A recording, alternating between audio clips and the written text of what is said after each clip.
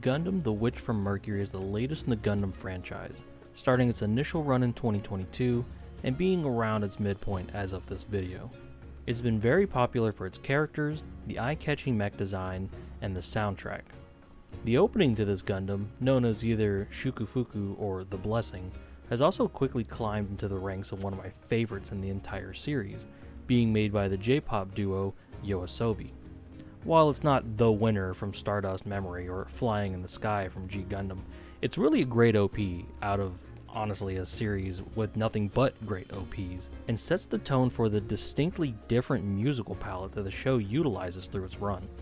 Funnily enough, the writer of Witch from Mercury also wrote Revolutionary Girl Utena, which not only explains a bunch of shit about G-Witch's story so far, but also has one of my favorite intros of all time, so maybe there's a connection. Okay, I'm getting distracted. The album art for the opening song depicts the central character of the show, Soletta Mercury, and her younger self standing in front of the overgrown and derelict main suit of the show, Gundam Ariel. This picture here is just great, so what better way to enjoy it than recreating it in diorama form? When the first reviews for the high-grade Ariel started to come in, I was a bit suspect about the line's decision to ditch the traditional polycap system the Gundam line is known for. The Witch from Mercury line was instead used friction fitting like a lot of other mecha model lines instead of the specialized polycap system to give the model its articulation. However, I was pleasantly surprised to see that some parts of the kit seem to be able to fit into polycap systems, such as the arm ball joint looking just about the size to fit into a polycap. I still need to test that, but at first glance, it's nice to see that the Witch from Mercury line will still play nicely with those that like to kit bash with older kits. I bought one Ariel just for this project, and one for myself for personal use, probably a kit bash, although in retrospect, I think I should have bought an Elfrith since I like it a tiny bit more than the Ariel. It's like the whole Estrella Exia thing. I love them both, but one's slightly better. Like every Gundam model kit, it begins with cutting parts off of the runners and cleaning the nubs off. There's just no way of getting around this part, be it Gundam, Warhammer, Kotobukiya, Revel, whatever. You want to build a plastic model, you gotta do the dirty work. There's really no way to make this section of a video interesting, unless you like those Gundam model kit ASMR videos, which for some reason just really fucking annoy me. Like, I know what plastic being snipped sounds like, I don't need to hear it 900 times, you know? I'm probably a minority, but yeah. I started by assembling the head, which may be my favorite part of Ariel's overall design. Do note that it's important to make sure every part is inside the piece before you snap it tight. I forgot the little gray piece with the head Vulcans on it, and I only saw it when I put it all together.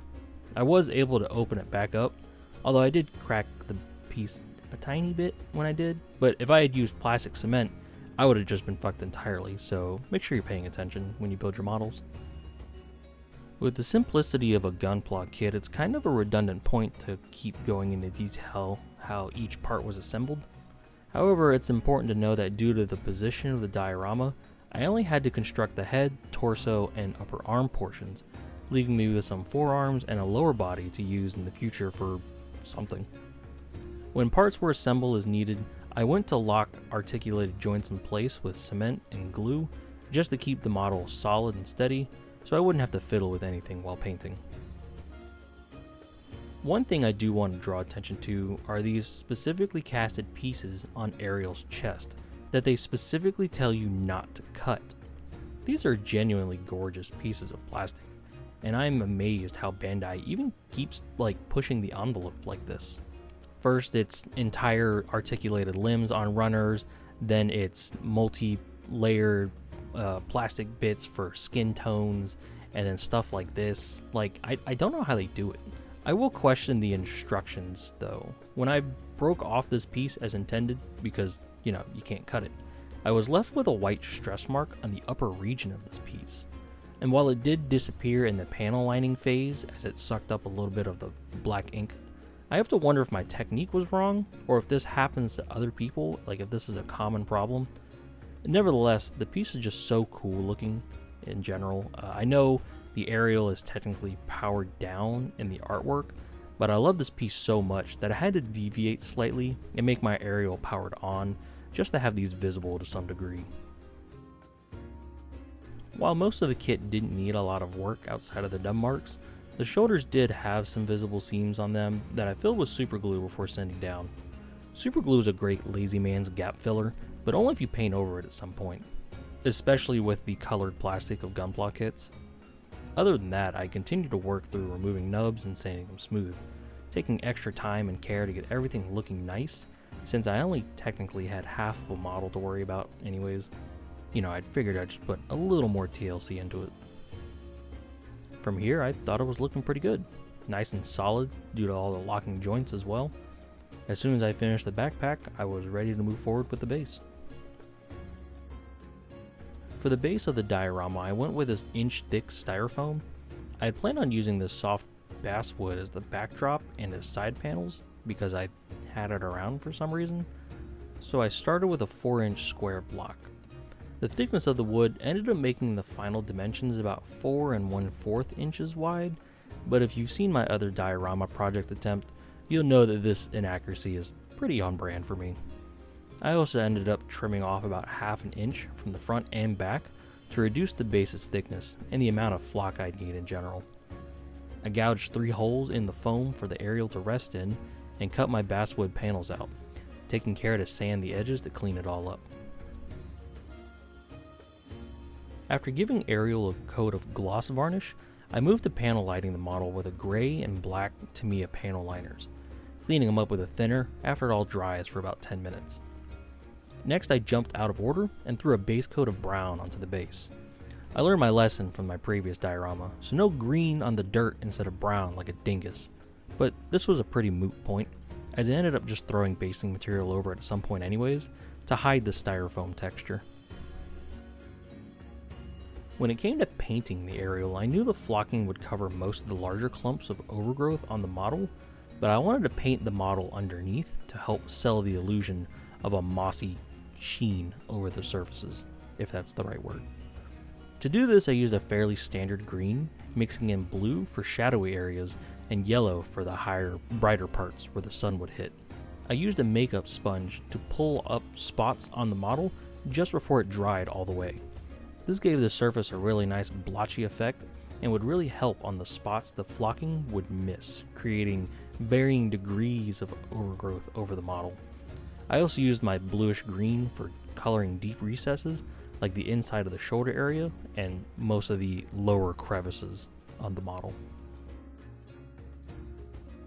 I took a break from Ariel to paint the sides of the base and the panels black. Afterwards, I painted the new dry ground texture brown and dry brushed it tan. I would later experiment with some darker brown spots, but they didn't even show up on the end model since I didn't really think it added much. Now here's something I have no experience with whatsoever: painting a landscape. This was almost entirely new territory for me, as I've never painted a landscape, ever.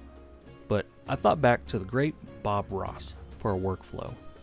Bob Ross always paints his skies first, then works on the background like mountains, all the way up to the foreground. So using his great guidance, I painted the sky first, then moved on to the buildings, then finally the overgrowth on the buildings and in front of them. For someone who's never done this before, I gotta say, this Bob Ross fellow is really onto something. It really broke down an intimidating portion of the project into manageable chunks, and ended up with a backdrop that I actually really like.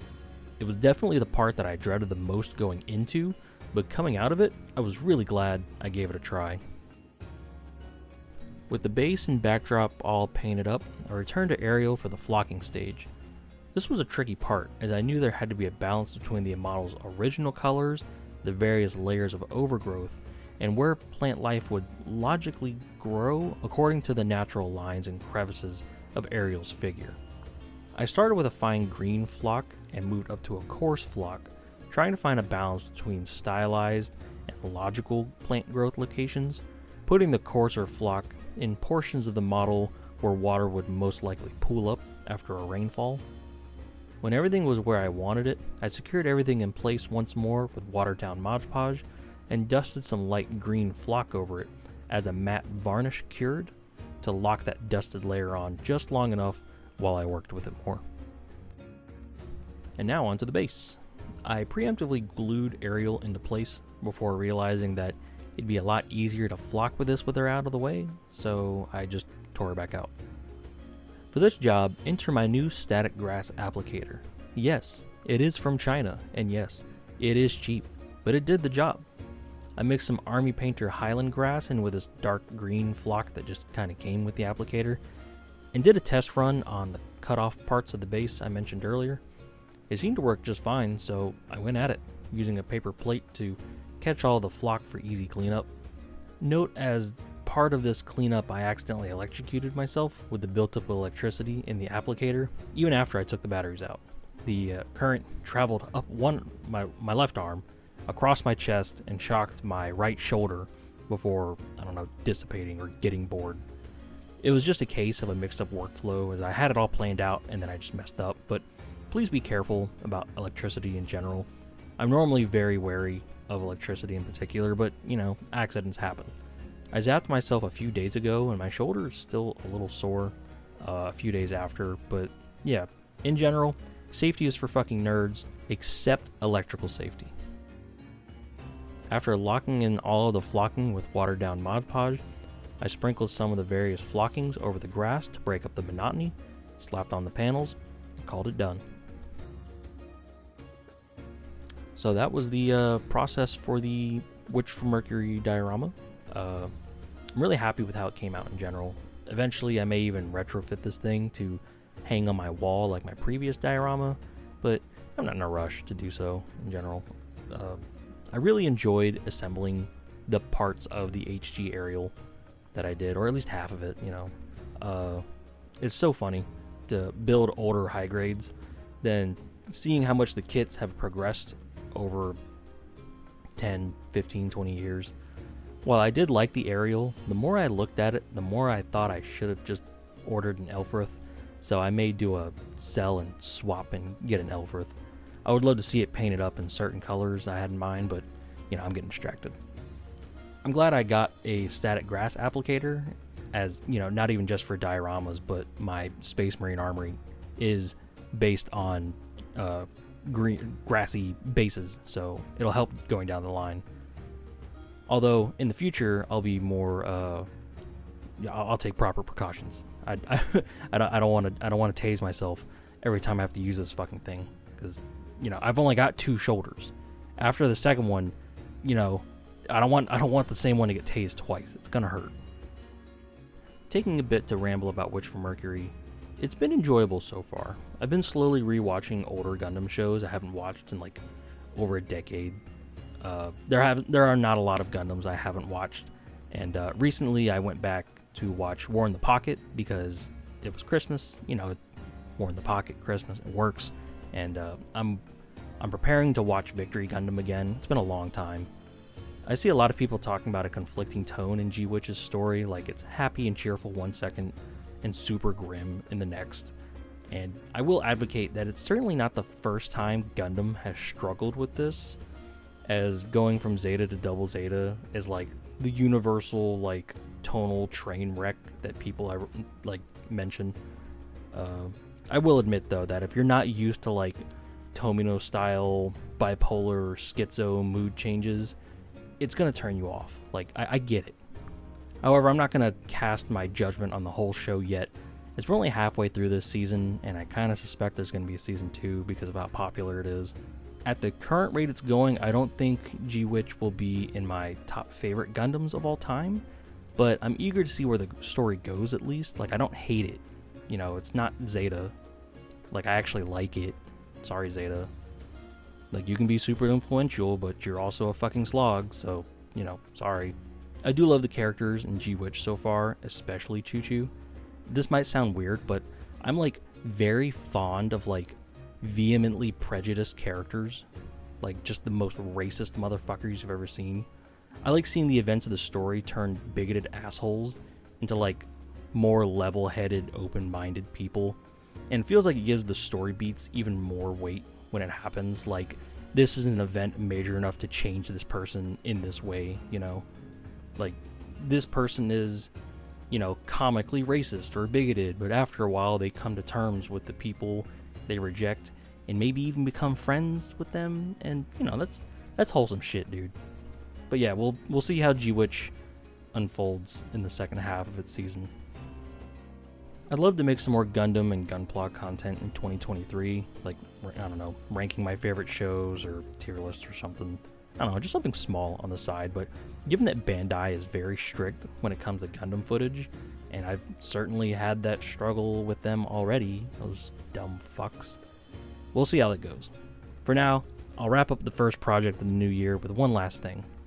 Those who follow the community posts, and you should because I post there not just often, but maybe a little too often, may be aware that the Lich's Lab is now on Instagram.